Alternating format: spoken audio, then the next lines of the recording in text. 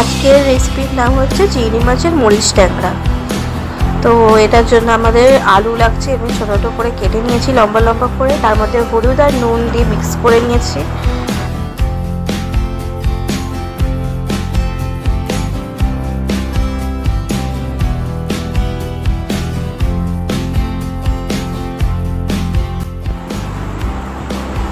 আপনি দেখতেই পাচ্ছেন লঙ্কাগুলোকে ভেঙে রেখেছি, পেঁয়াজ কেটে রেখেছি আর টমেটোগুলোকে কেটে রেখেছি, আর ওখানে চিংড়ি পরিষ্কার করে রেখেছি।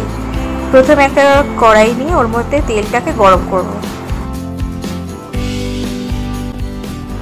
প্রথমে আলুগুলোকে ভেজে নেব, ফ্রাই করে তুলে নিতে হবে।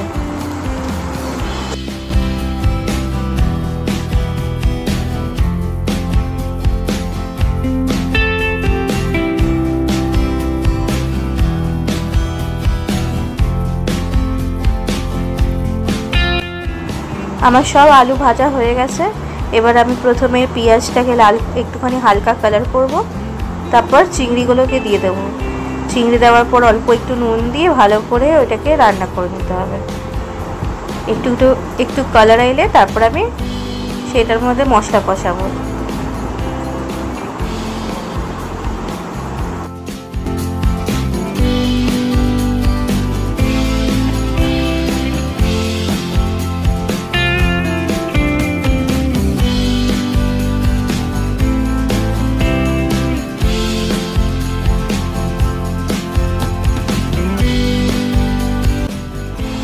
দেখুন এবার আমার চিংড়ি পেঁয়াজ সব লাল হয়ে এসেছে।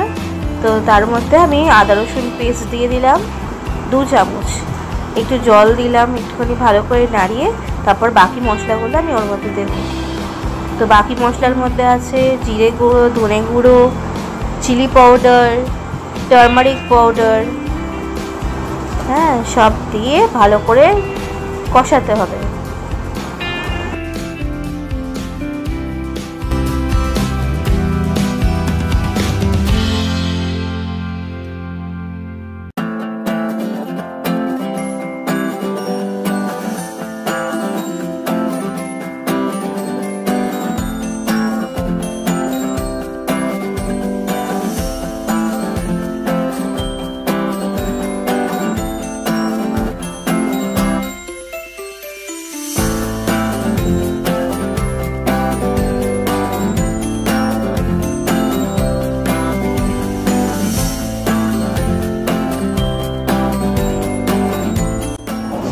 ভালো করে কষানো হয়ে গেছে। এবার আমি টমেটোগুলো দিয়ে দেবো।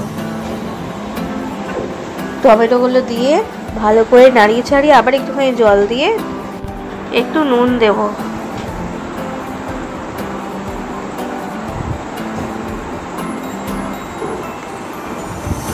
নুন দিয়ে একটুখানি জল দিয়ে ভালো করে নাড়াবো।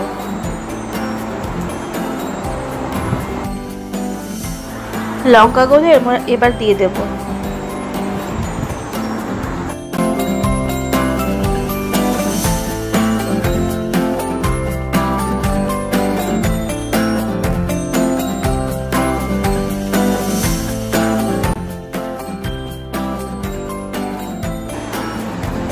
টমেটোগুলো দেখুন এবার গলে এসেছে।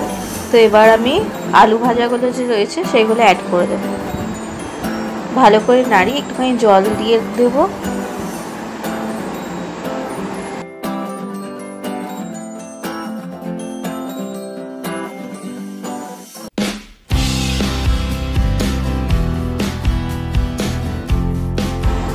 এটা এরকম কষা কষাই হবে, বেশি ঝোল ঝোলা থাকলে ভালো লাগবে না।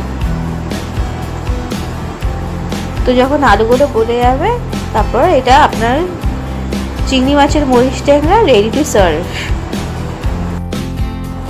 আমার এই চিংড়ি মাছের নতুন রেসিপিটা দেখে আপনাদের কীরকম লাগলো আপনারা অবশ্যই জানাবেন, লাইক করবেন, শেয়ার করবেন, সাবস্ক্রাইব করবেন। Thank you for watching. আবার ফিরে আসবো আমি একটা নতুন রেসিপি নিয়ে।